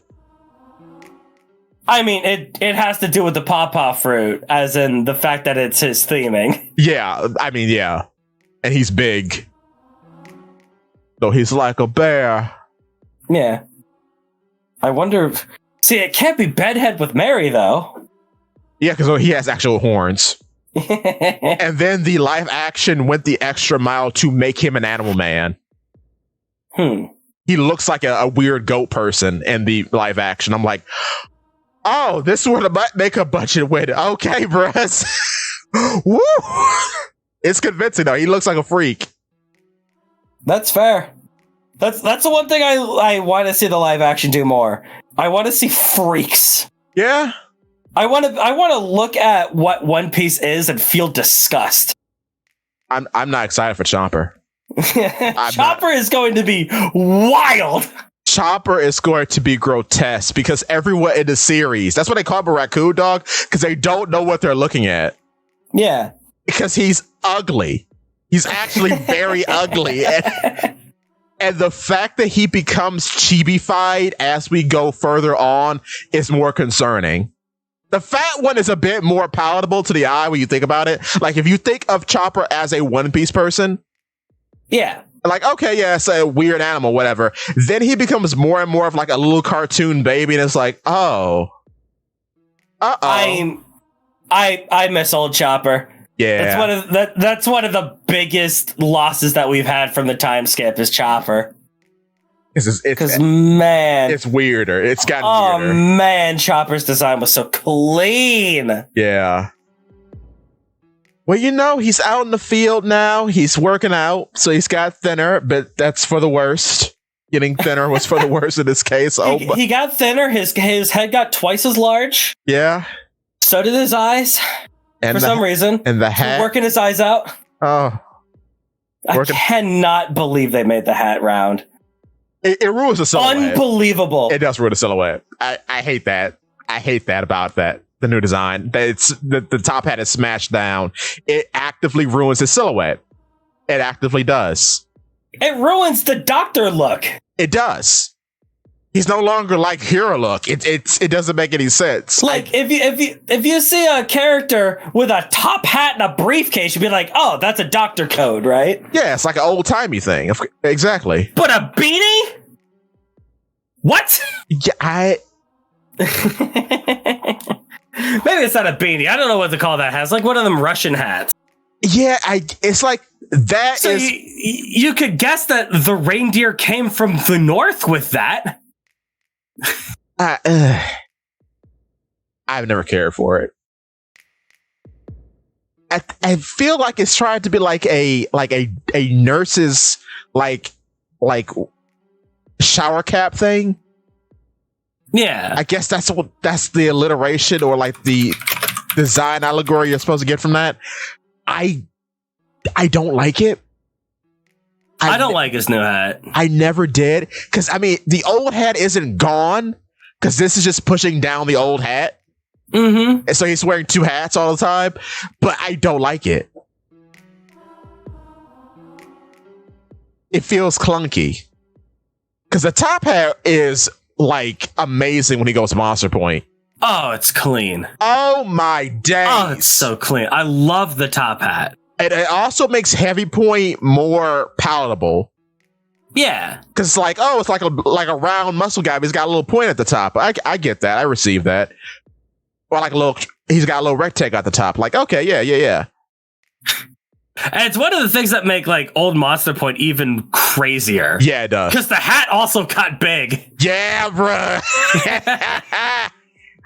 I love it. Like, that's what's crazy to think about. This man grows to be like 30 feet tall. Yeah. And his hat and his broken antler both change to accommodate that. Yes, as well as his pants. Yeah. Because can't have him naked around here. Crazy. We can't have a naked reindeer. Reindeer's got to wear clothes, dog. Yeah. But yeah, I love that his hat gets big. It's and it adds to the squareness of his shoulders. It's great. My man is sharp. Yes. So cool. He's as big as Big Mom, I think. I could see that. Which is big. Oh, wait. Yeah, no, he is. Yeah. But when you come down to it, I think that's just like old One Piece versus new One Piece in terms of the character designs, right? Yeah. Old One Piece was trying to be like a pirate-inspired manga. You have a bunch of characters, they're goofy, they're silly, they're Roberhose inspired, but there's always an air of menace about them. True. And Chopper's no different. New One Piece is trying to be anime. It's got to look like anime so that it'll sell toys. That is the caveat, because they gave Luffy a 12-pack, dude. Yeah, Luffy is on a lot of girls' FYP, and I cannot stand it. They gave Luffy a 12-pack and shoulders. Man. It's crazy what they did to him. Luffy is a lot of people's husbandos now. It's uncomfortable. I mean, as he should be. Luffy is like tremendously emotionally intelligent and competent. Yeah. Despite how he's portrayed. True. It's great. Sometimes you need someone in your life to say, "That's stupid. You're stupid. Come here." Come here. Sometimes you need that guy in your life, and that's something that a lot of people are missing. So they see Luffy, they're like, "Oh, that's what I need." Yeah. And then you turn him into like this 6'5" muscular built, but not too built, Josie Dreamboat. Yeah. He's just Ken. He's just a... Don't do that to my boy Ken. That's not fair. I'm sorry. My man lost the kids. He's homeless. And you're bringing this on him? Oh, I'm just looking at a bunch of pictures of Chopper now. yeah. All that being said, Horn Point is so solid on new Chopper. People don't like new Horn Point. How do people not like new Horn Point? He looks so good. He's like Luffy inspired. He's a big beetle guy now. It's great. Oh, it's so sick. I love it. Oh, it's so good. Why is this not why is this not the default? That is his best form. You would think it would be to show growth, but I don't know anything. I mean, you would think that. But the baby... Why did Oda choose Kung Fu Point over this? Is it easier to draw, I guess? Because he wants to draw something that doesn't have a bunch of patterns on it. I guess. Which is, I don't know why he has Jinbei, but they're the same thing. It bothers me all the time. I mean, you don't know why he draws Jinbei, but you do know why he doesn't draw Jinbei. Why Jinbei has to be conveniently stacking boxes the entire arc. Yeah, right. And then he never gives himself a break either. He has to draw this diamond pattern wherever he's on screen. I'm like, brother, you can put him in jeans and a shirt. No one will care. I feel like that.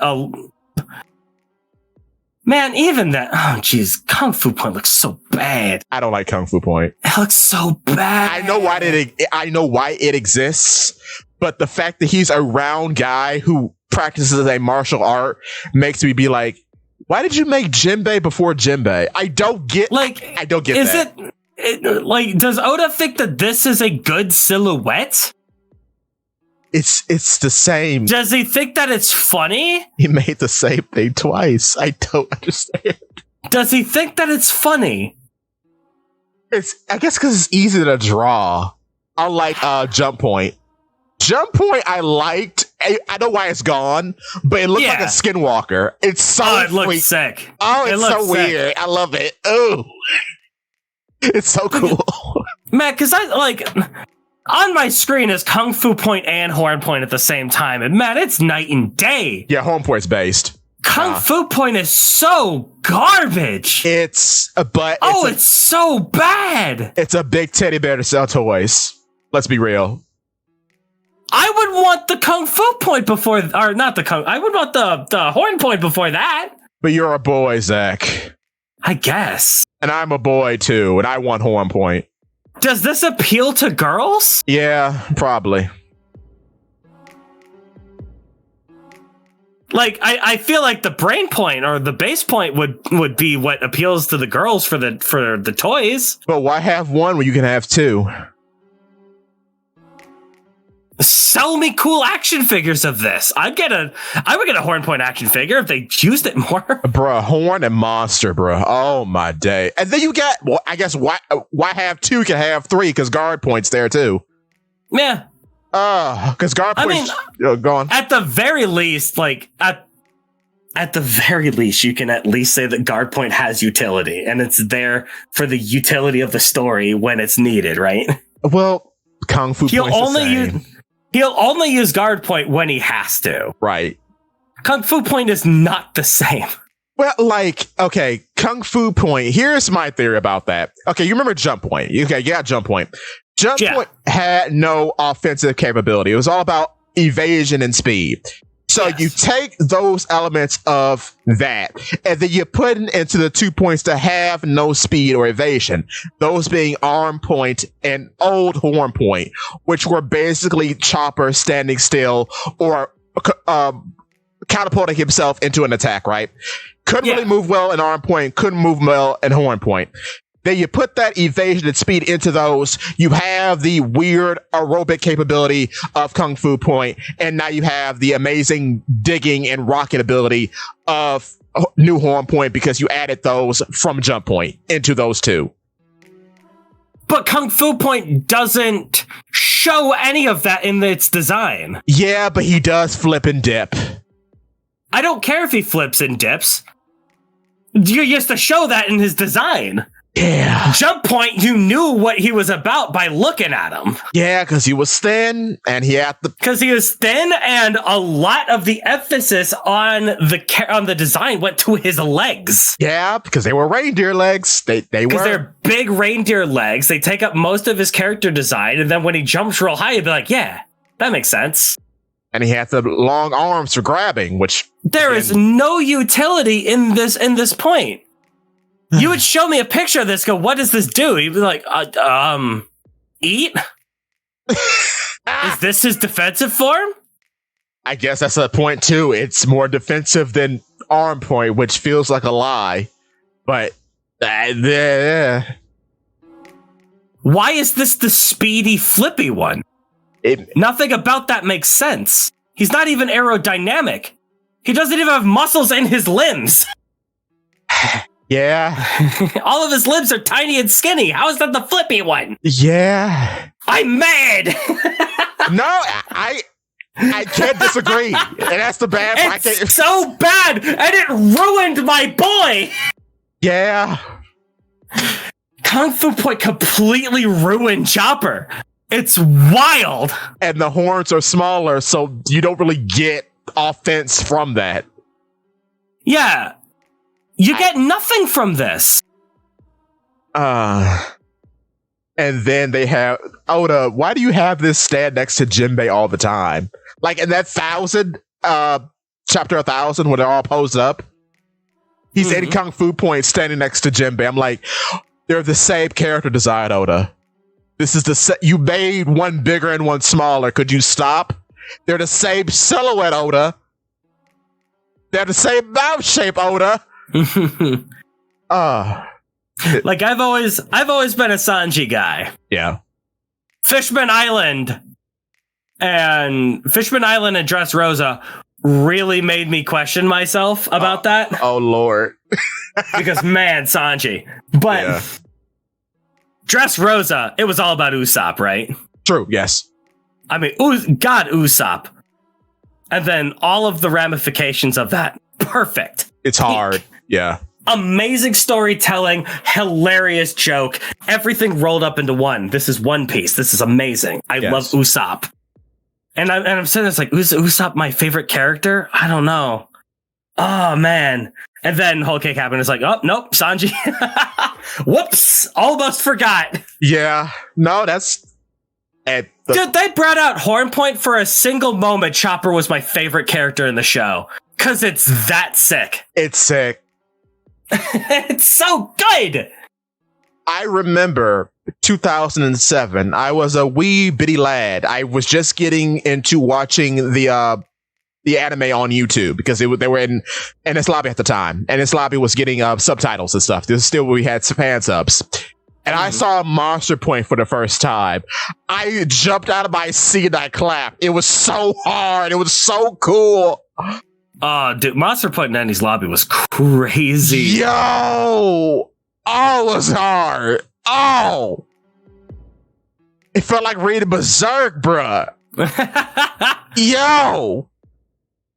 And it's not Fukuro. Who is the samurai guy? I never remember his name. Kumadori? Dude. Got mocked. Wait, he just throws Kumadori out of the series. Yes. And in the anime, it happens in a second. You're like, oh. He just tosses that guy. Just whoop. Like, oh my God. And he is never seen again. Well, he is. No, he's not. Because that would get rid of... that would impede on what I'm saying, so... Oh, no! Monster Point threw this man so hard, he left the series. Yeah, he did. Like, all we ever see of Kumadori is, like, he shows up in, like, what? A cover arc and then a panel? So that Oda could tell us that he's still alive? I don't care about that. That's not canon to me. I love the idea of Chopper just like nonchalantly whipping this dude, and he's done. A government agent who is a real superhuman, like for real, for real. This guy was a threat. Bruh. This guy was a real threat. My man tanked Rose Point. Yeah. Like, whoa. Took that hoof to the chest and just got back up. Oh. And the fact that he's firing his staff like rifle shots at Chomper, and he was like, oh. just like a zombie just turns around like, oh, what's that? Oh, you. Don't do that. Crumples the staff. Just crumples. Oh. It goes so hard. It's so hard. It's so good. I feel so bad that has to be his base whenever he's fighting anything now. The impact's gone. Yeah. The impact has left. I do like that he keeps the voice, which is crazy. I do like that. But and I do like that he has light speed reactions apparently. Like, I like the gags that have come out of it. Yeah, he's good for cat. I like that it let him fight Queen and be relevant for a little bit. Yeah. Even if he, like, people say, like, oh, Chopper didn't do anything against Queen. What are you talking about? My man went toe-to-toe with a Yonko commander. It doesn't matter if he won or not. No. He held off a Yonko commander trying his best. While being shot in the back by Peril Sparrow and it doing nothing. Yeah. Like, Chopper's still a threat. Chopper's still good. Yeah, and I like that Monster Point can help him do that. Yeah. My issue, like... The impact... My issue with it is that if Monster Point and KungFu Point are the only two forms Chopper goes into, it gets rid of one of the properties of his character. Yeah, that he can transform for any situation. That's that he is. His body and mind are physically malleable. Yes. Because it has to be, because he's a doctor and he has to come up with strange solutions to these wacky problems. Exactly. Oh, that's good. Write that down. Right? A doctor's mind has to be malleable. Yeah. That's why he's going to overcome Kureha, because she doesn't believe that. And that's what speaks to like the indomitable force of the human spirit that he now has. That's why anytime... The malleability is the hero look inside of him. Yes, which is why saying he has a mythical zone. I spit on those people. You don't get it. Patooey. You don't understand it. Patooey. He's the most human a human can be. Because he is the malleability. He is the light at the end of the tunnel. Whatever situation comes in my way, I will use my wit and experience to oppose this situation. It's brilliant writing. Because, like, let's be honest. He was a quack. He had no idea what he was doing. No. Hero Look was right. Yes. And isn't that beautiful? It's gorgeous. He's right. He's right about the cherry blossoms too. Seeing good things makes people feel good. And at the end of the day, even Kureha understood that he was right. Yes. When she let her pupil go and gave him the cherry blossoms at the end of Drum. Oh my god, it's so good. Not her pupil, her son. Yeah. But at the end of the day, it's a tale of two doctors. Yes. It's Kureha, who believes in scientific theory. Yes. Who believes in exclusively the science behind everything. This is the sickness. This is the medicine. A doctor is that medicine, because a doctor knows how to apply practices and science created over thousands of years to heal sickness. Yes. Does not have a single element of humanity in her. Not at all. She will beat a man to death if it means he is unconscious enough for her to work on him. Yes. Which is that's one of my favorite gags of Drum. Yeah. It's like whenever Kureha needs somebody unconscious so that she can work on them, she's like, Chopper, and then he just like whacks them with his horns. Yeah. It's good. But also go on. But on the other hand, we have Hiruluk, who nobody views as anything of a doctor, right? Yes. He's a quack. He's a fraud. Like, nothing that he ever does actually works. He believes in mysticism and in like good vibes and feelings and all that kind of stuff. Right. He's the bedside manner incarnate. And he was right. He was right. Even Kureha knew he was right. It's so and gorgeous. That's the beauty of Chopper, because as a doctor, he is not one or the other. He is both. Hey, you know what makes this even better, Zakk? He's a doctor for literally everyone because he can speak to animals. Yeah. So when life is in trouble, he can communicate with that and help it no matter what it is. It's gorgeous. It's humanitarianism. It's so good. It's being the good shepherd. I love it. Yes. I love Chopper. I want more. I want more. This is why I love Chopper. Yes. And then seeing Hornpoint come out as a culmination of his character development. Yes. Of him realizing that he wants to be a monster. Yes. For Luffy. Yes. He is the most human character because he is willing to shed that and be what he needs to be. In all his forms. All of this anxiety, all of this pain that he has gone through because he's never had a place. He doesn't know what he is. Everyone's always made fun of him because he never belonged.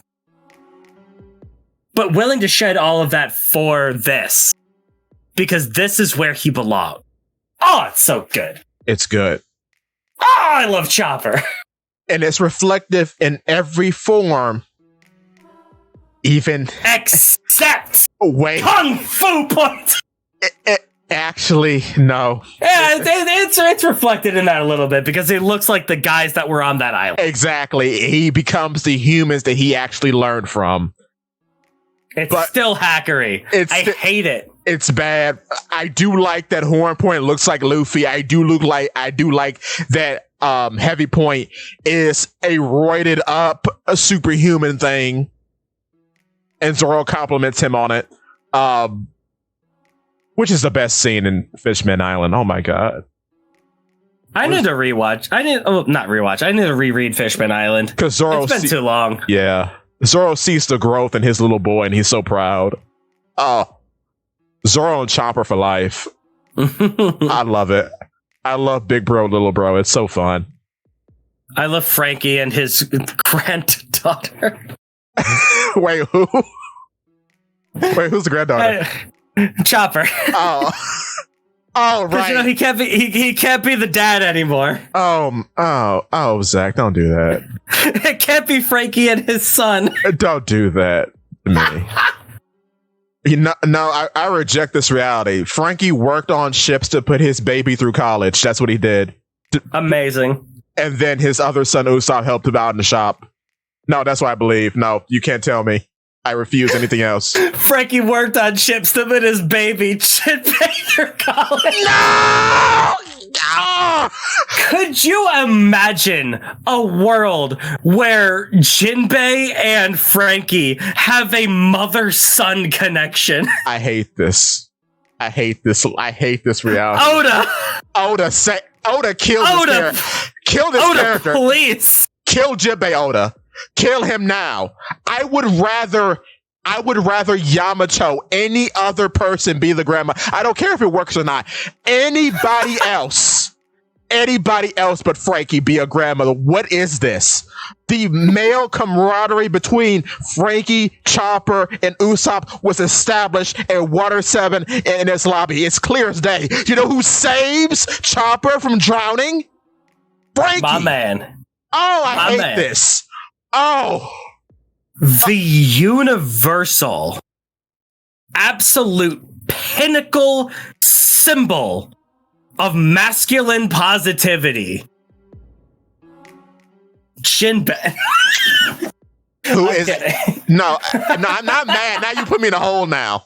This is the Sholey hole that I put in. But man, the absolute pinnacle of masculine positivity has to be the crazy old grandma and not the dad. And not the man who works on cars with his actual son all the time. The male bonding is shown between Usopp and Frankie every arc. I got 2 words for you. Stew pickles. True. No, you're right. You're right. Dad energy. He's the same thing. An inventor who works on things for his child. You're absolutely right. You're absolutely right. And then Chopper comes around because he wants to see what's going on, and they just invite him in because he's the little brother. He's curious. He's Dill. Of course, it makes perfect sense. Except Stu and Frankie have very differing ideologies and I guess temperances, but Stu is clinically depressed because he has to take care of Angelica, but yeah, because I've lost control of my life. Though pudding at 3 a.m. do hit hard, though. I've had it. Delicious. That's what I call reading Whole Cake Island again. True. Pudding I get at it. 3 a.m. I get it. That's good, Zakk.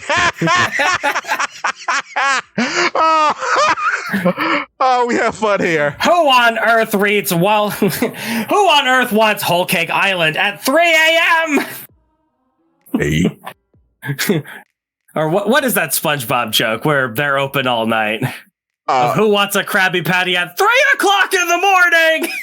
Which Squidward's a lie. I want a hamburger at 3 o'clock in the morning. Are you serious? Yeah, I was about to say, that's me with Whole Cake Island. True. I eat a hamburger while reading Whole Cake Island. What is the side of pudding?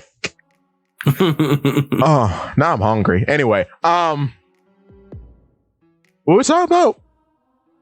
I was mad about something. Don't worry about it. All right, Jinbei! It ruins everything. I'm so upset. Nothing. I hate him so much. Nothing about him is masculine to me. Okay, he punches like, you know what? He has discipline, right? But he's fat. That's not. It's weird because he works out all the time. It's not like he's like a cool, strong, fat guy like that one black dude from Air Gear. It's not that. He's just a big fat guy who mooches off of Yonko crews. In his defense for being a big fat guy, weight in One Piece has nothing to do with your eating habit. That's true. Apparently not. Because he never eats. There has been... Let me try to think. There has been exactly one character... 2 characters. Oh, good gosh. Give me a sec. All right. I'm mad about Jinbei because Jinbei makes me upset. So upset. I am upset. Upset about a fish. Why are you upset about a fish? Because he's the worst. Why he's the worst? Because he's the worst. I hate this character. He makes me angry every time I talk about him. When people say that's their favorite Straw Hat, I'm like, how is that? Then they tell me and I say, you're a liar. I'm not a liar. Yes, you are. So you don't like Luffy, you don't like Zoro, you don't like Nami, you don't like Usopp, you don't like Sanji, you don't like Chopper, you don't like Robin, you don't like Frankie, you don't like Brook, but you like Jinbei.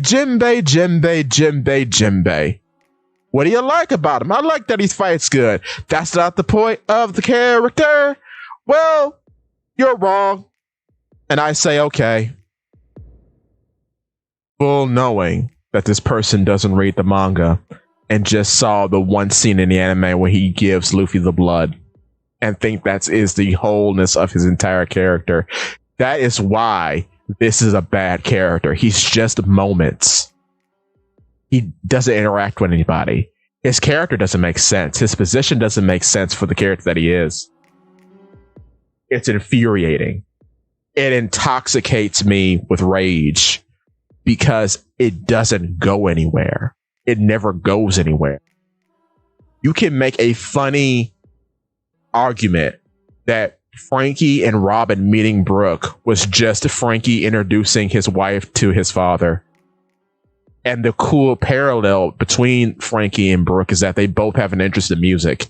Frankie uses it as a gag, while that is Brooke's entire personality.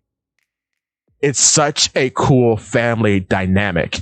And then Frankie and Robin have husband and wife energy, the likes I've never seen before.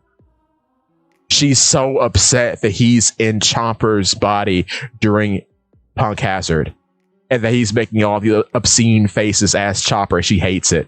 She actually hates it, and that is peak comedy. I love Robin. I love Robin so much. The fact that Nami calls out for Frankie as Big Bro during Wano is the best, because finally these two characters are getting some sort of connection here. With Jinbei, every connection made with the Straw Hat was taken care of and done away with. Nothing is consistent. I hope Yamato replaces him. I'm saying it on live. This will not be edited out. I say this on live. I hope Yamato replaces Jinbei as the number 3 and he dies. Because I think there will be a lot more character interaction between Yamato, Zoro, and Sanji than there is between Jinbei and anybody. It's so awful. It happens all the time. There's nothing. Even in the anime intros, he doesn't interact with anybody. They do the interactions with all the characters and they loop back around to just him and Luffy. It's abysmal. I hope that we add more babies. I hope Bonnie joins too. And then it's just like her and Chomper hanging out and doing funny baby things. I hope so. I hope so. I hope Bonnie derails everything, which makes room for Yamato, and the rest are on my list. I don't have a long list because having a list of 20 characters join the crew is irresponsible. I'm not doing that. That's not what I'm doing. It's like, at most it's 14, but if you take out captains, it turns into 12. And I'm talking to myself during this segment, but I'm not editing this out. This will be a funny little interlude for you at home. I will do a full video about Jinbei, culminating all my experiences with this character over the 10-year period that I've been inundated with a bunch of terrible arguments for him and about him, with people who claim to have all these accolades in literacy and media understanding, and it turns out their conclusions are the same as all the rest. They're all bad. They all say the same thing, which is a weird psychosis, I guess, that I'm noticing. Because if they don't talk to me, if they don't have any interaction with me, the only 2 YouTubers I have ever encountered don't even talk about him anymore. But there are only like 2 YouTubers I've ever encountered that have had anything bad to say about Jinbei, or pick up how weird his character is. It's strange. Still on Jinbei. I've been talking to myself for the past 5 minutes. We put him in the hole and we leave him there. And I'm a madman rambling to himself in the hole. Well. Oh. Yeah. Hi, Pyle. Hello, ma'am. How are you? How are you? Good, because I just got off. That is good. And you are in front of a live television audience. I'm sorry. A live studio audience. But yeah, so I'm going to make this video. It's going to happen. I can't tell you when it's going to happen, but it's going to happen. And it's going to be great. The Jinbei movie is happening, and it will be glorious. It'll be glorious. I would have put my whole back into it. It's going to be an immaculate video. I promise you that. And it will be the only piece of media on the internet that actually goes in depth about Jinbei, because people keep going around the fence about him and not really tackling why he doesn't make sense. And I know tertiary, like, I guess tertiary is a good word for this. Tertiary positions are going to be held in some scrutiny because Lookout's always like held with like a squint, right? But you would just think if it were me writing a story about anything, it could be about driving cars, piloting planes, steering boats. If I had a character that I'd say, that's the guy that mans the vehicles, that guy should be a audiophile or whatever you call someone who likes cars or vehicles. Normally anime is built into the autistic urge to hyperfixate. Exactly. And I'm not saying autistic as like a pejorative term there. I'm saying like as an actual thing, right? Yeah. Anime and autism they kind of go hand in hand. That's why they appeal so they appeal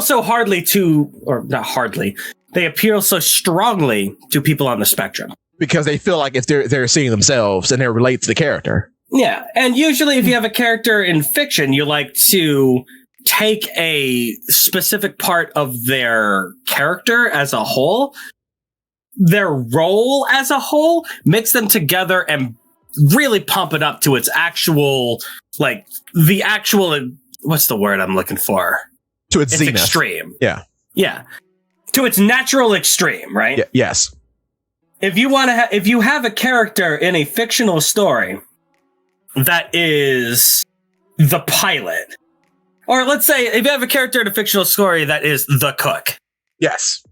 Well, how do we want to have him? He could either be the guy who does the cooking, or he could be a character steeped in the knowledge of starvation, who is obsessed with feeding anyone, even his enemies if they are hungry. Yes. And has trained under the guiding hands of many top star world-class chefs to get to a point where he can do that. Yes. Instead of being the guy that cooks, we have a character that is extremely focused on not wasting food, using every part of a food to actually make a meal, even the scraps. Exactly. Something that was very useful to have in a pirate crew. Yeah.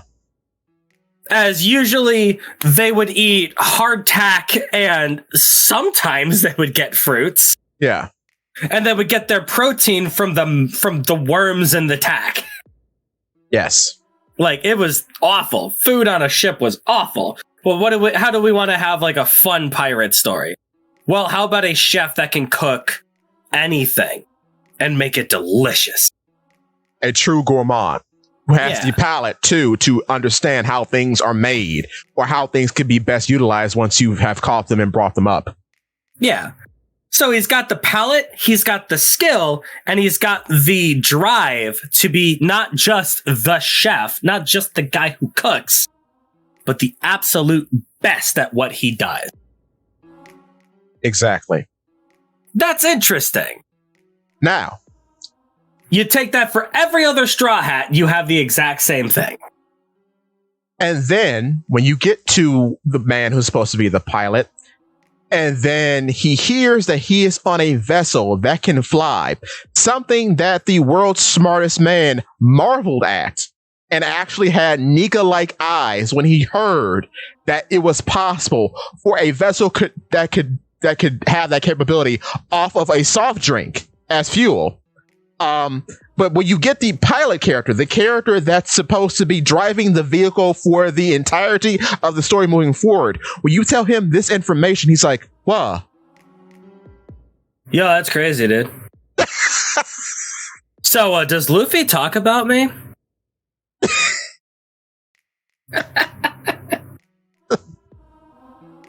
Huh?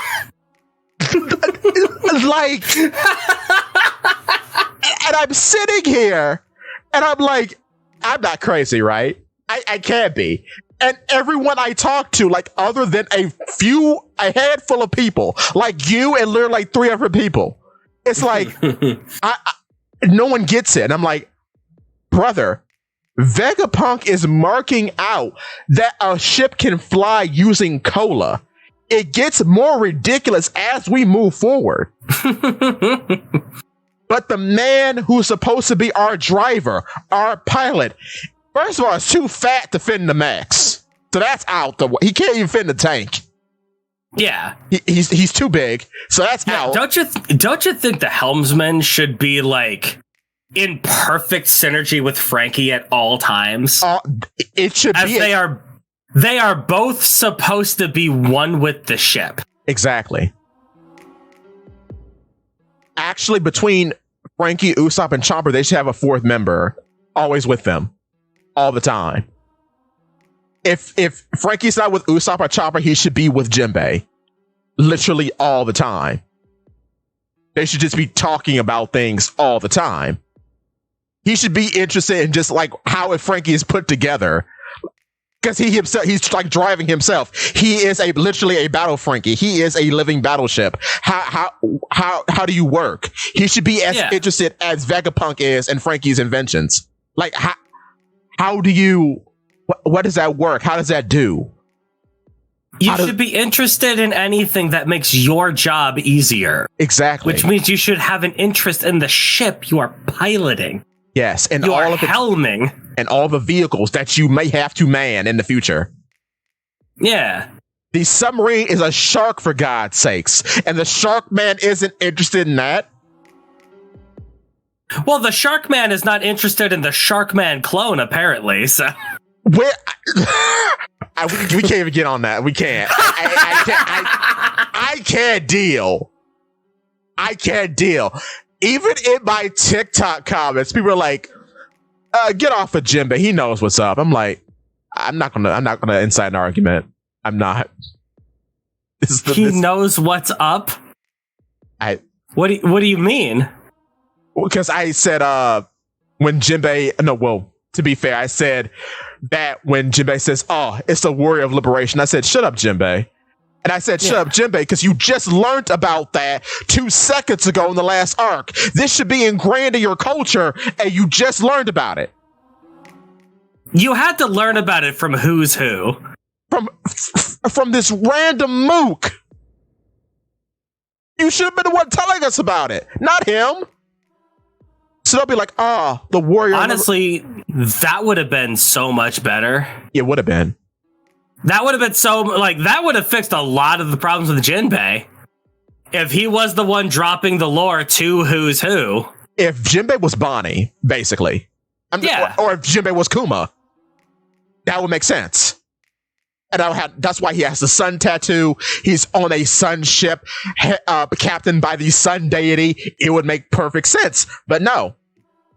Nah. Not allowed. Not allowed. Which is why I have a problem with him. Yeah, he does suffer from the artist wanting him to be too perfect. And not only that, go on. But I don't even know if he's too perfect. He is. You know why? He does make mistakes, but not in any meaningful way, I guess. But he really is the best. He really is. They say this in the manga. Yeah. The fact, and this is why I spit my coffee out on my computer screen. It is 2019. I'm reading the Wano for the first time, right? I'm weekly now. I get to the point where Jinbei rejoins. Law and Kid stop what they're doing in the middle of the rain to golf and gaff at the site. That a warlord is here. That a warlord is here named Jinbei, Knight of the Sea. And he's joining the Straw Hats. Everyone stops and looks in awe as Jinbei appears. And he says, "I'm sorry I am late.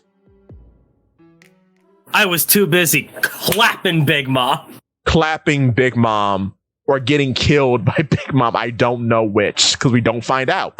The fact that we still don't know what happened there. We don't have a cover story, nothing.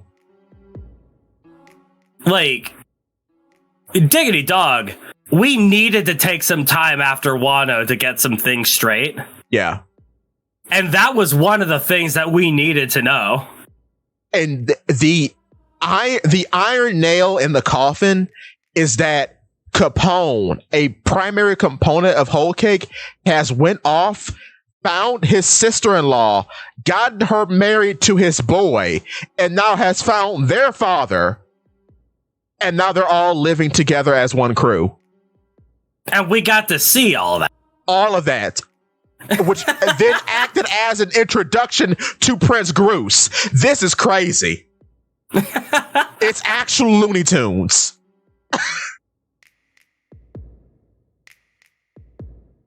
Like, all of what I just described is crazy. I can't. Oh, and it was an introduction to the Whip Girl, too. Because she was in that as well, I believe. Kujaku, I think her name is. Yeah. Suryu's granddaughter. And yet, nothing for Aladdin and his funny wife, Praline. Nothing for a current Straw Hat? Nothing for a current Straw Hat's former crew. Is Wadatsumi dead? I don't know. Is he? Who knows? The big guy? Who knows? Yeah, I know. You don't have to tell me who Wadatsumi is. Oh, okay. I love that big dude. But I guess in Oda's defense here, he's also told us very little about the Straw Hat Grand Fleet. Yeah.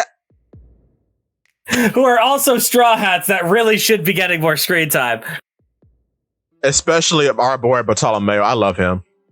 Dude, the last time we heard about Bartolomeo, Shanks said that he was gonna throw hands. I like to think about that. I wonder, did he give up because the barrier is absolute? Could you imagine? I need Bartolomeo to be the man to block the atheism slash. Could you? Because it would be the thing to do it. Then we have no choice but to kneel and say, I'm a rat. I'm a fraud. Because we have evidence that the barriers can block hockey blows because of Odin. Remember the old dude that had the fruit before Bartolomeo? Yeah. He blocked Odin continuously. Well, more importantly, we got to see we got to stress test the fruit. Right, yeah. In Dressrosa. True. With big giant long arm punchy man. I forget his name. Oh, Adeo and Elisabello. Adeo. Yeah. And then Elisabello the second had a punch that could supposedly knock out a Yonko at full charge. And the shield took that easily and reflected it right back. I mean, Adeo basically fired a nuke at Bartolomeo and he was fine. Yes. He was just fine. Just fine.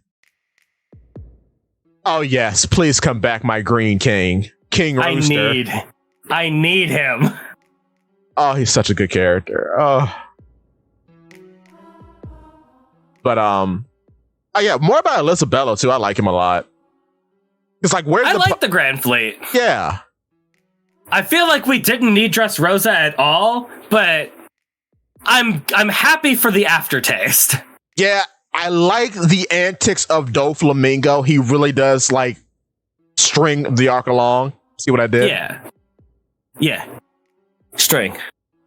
Audience clap.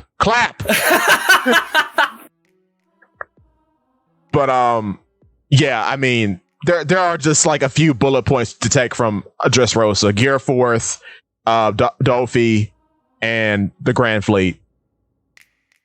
Which includes the Tontada.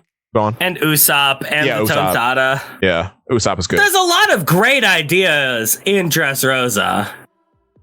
I just don't feel like we needed 100 chapters so that Oda could have 2 Roman gladiatorial combat scenes. Yeah. Well, we do get Mr. Store. That's kind of cool. Was it necessary? No. Especially seeing as how it kind of amounts to nothing, but just to show that the revolutionaries are fraudulent. Yeah. Which I don't know if that was good to do, but it was done. Dressrosa also suffers from a pretty major problem that Skypiea has. Yeah. Where the second half of the arc is just waiting for Luffy to get to the point where he can punch the bad guy. Basically, yes. Whereas in Skypiea, it goes over the course of like 40 chapters in total. Dressrosa's 100 chapters long. And then again, it's a lot of waiting for Luffy. And with Dressrosa, unlike with Skypiea introduces you to culture and new technologies that will permeate throughout the entirety of the series. Yeah. And pose more questions that will probably... Dressrosa's like a town with an arena. And all of it, all the mystery is just dough fruit mechanics, which ultimately become a dime a dozen at that point of series, because we had this with Thriller Bark. It's the same thing. A devil fruit is just the culture of the island. So it doesn't really do anything significant for the world at large. It's just another situation in which you can use a devil fruit to enslave people. Yeah. I mean, it doesn't do anything. It is kind of amazing just how many similarities Dressrosa has to Skypiea. Yeah. But it's also amazing to think about how Skypiea just does it better. Even NL is more of a threat than Doflamingo. Oh, definitely. Because NL has a blitzkrieging ship that can shoot atomic bombs or whatever. Dude, the end of Skypiea, where he's just dropping spirit bombs everywhere, is crazy. He actually destroys an island, like literally, literally. My man does what Eam does 1,000 chapters later. Yes. And he doesn't do it through like a machine. He does it just through his own devil fruit power. And it's crazy. And his intelligence, because the ship is meant to aid himself. Yeah. It boosts his own power. And I found out that, like, okay, even though slave labor built the ship, he most likely had all the blueprints, because everything about the ship is tailored to him. Yeah. And it's made from things from Burka. Like the jet dials and stuff, those are only from Burka, where he's from. So everything is tailored to him, for him, just not built by him. Yeah, he can fix it. So it's all very fascinating. Yeah. And at that point, that was the technological height in the series, because that's before Frankie, obviously. There were no cyborgs. So it's all amazing. On the flip side, Dressrosa... I mean... Yeah. Doflamingo's cool. Yeah. He does a whole lot of scheming. Yeah. He does not invoke that of a deity. He invokes that of a joker. Of a schemer. Him as the Flying Six makes a whole lot more sense. Yeah, him as a cowboy. Yeah. Like, instead of having the Flying Six, it's just Doflamingo. And Doflamingo is a part of Wano, was, I believe, the original intent for the character. Because, yeah, he's part of... I mean, him and Kaido have the same setup. Kaido is card games. Doflamingo is card suits, with him being the Joker. Yeah. So originally, he was supposed to be part of Kaido's crew. Yeah. But I guess Oda had more things he wanted to set up. And he wanted to do the Year of Sanji. Yeah, which is weird, because Hawkins... So effectively, that means that Wano is 240 chapters. Oh, Lord, don't say that. Which is weird, because he kind of does like a allegory to Dofi and Hawkins. Mm-hmm. Because they're almost the same thing. Dofi is just infinitely stronger. Yeah. And he shouldn't be. Yeah. Is also the thing. Doflamingo should not be nearly as tough as he is. Yeah. The fact that he could just take a beating and shirk it off. The fact that he can have his guts ripped out and put back in and just be fine. And then, he's the only one that does that in the series, too. He can heal himself. One of two. Oh. Big Mom. Well, yeah, well, I mean, Big Mom. It still counts. Yeah, no, you're right. You're right. When you compare the feats, that is way impressive. Yeah, no, you're right. You're right. She can fix her bones. She can make herself bigger. True. Yeah. With her power, that's true. Facts. Hers is better, too. Because it's instant, whereas Dofi, it seems like it's working over time. Because he's stitching himself. Yeah. But yeah, it's all very odd and interesting.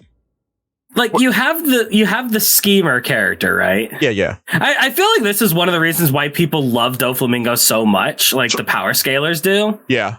Because he is that like standard schemer, like the Joker, right? Yeah. Like the Joker he's named after. He's the guy that with the plan, he connives, he schemes, he's like the smartest dude in the room at all times. Right. But he's also a championship heavyweight boxer. Yeah. So he's like, dude, how do you beat this guy? Who was the first awakened Paramecia in the series? Yeah. And it's like, well, yeah, like he's got everything going for him. He doesn't, his stand has no weakness. But is that how you should build that character? Which, honestly, I'm going to level with you, dog. If my thinking is correct, I love the idea of Magellan being that instead of Doflamingo. Magellan being the first awakened? Yeah, because being like an impeding threat that you can't get rid of speaks more to a warden, a top devil in hell than what Doflamingo is. I mean, dude, Magellan is crazy strong. Yeah, he's imposing. Yeah, I don't think there is anything wrong with how they handle. I love him. Yeah, he's great.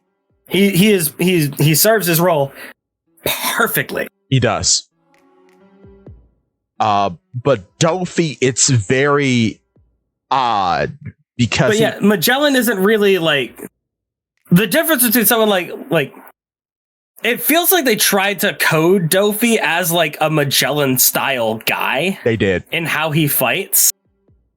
When Magellan isn't styled in Dofi at all. No. Because Magellan doesn't scheme, he doesn't connive. He's not a manager. He doesn't sit there setting break times and work schedules and stuff. When people try to get rowdy, he runs in and whacks them. Right. I am the warden. Like he's a simple guy. That's his weakness. I am a pillar of justice. I am Impel Down. Yeah. His weakness is that he is a simple guy and he enjoys the simple things in life. And sometimes that makes him a little bit less vigilant than he would want to. Exactly. He poops. Perfect villain for a jail arc. Exactly. Doflamingo, not so much. No. Because the idea should be when Luffy gets the Doflamingo and punches him in the face, that's it. That's how it works with characters like this, right? Yeah.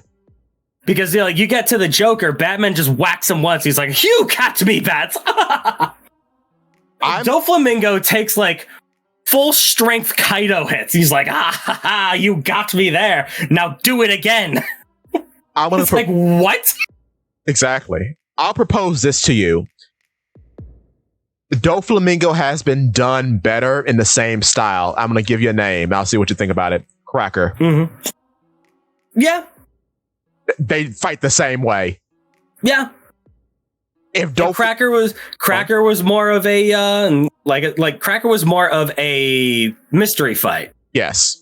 You put out the mechanics of how he works, and then there's a mystery in how you're going to beat him, and then they do when they figure it out. It's not. Unfortunately, with Doflamingo, it's how hard can I punch the bad guy? And I need to punch him hard and fast because he's too quick and too durable. Which is bad. I like him, but that's bad. Because it doesn't make sense for how he's set up. In fact, and how he's set up and being a master puppeteer, Black Knight makes all the sense in the world. When he makes a clone of himself. Mm-hmm.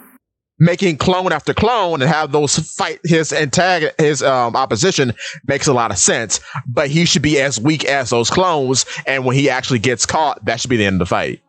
Yeah. But like, you gave him too much. I feel. Yeah.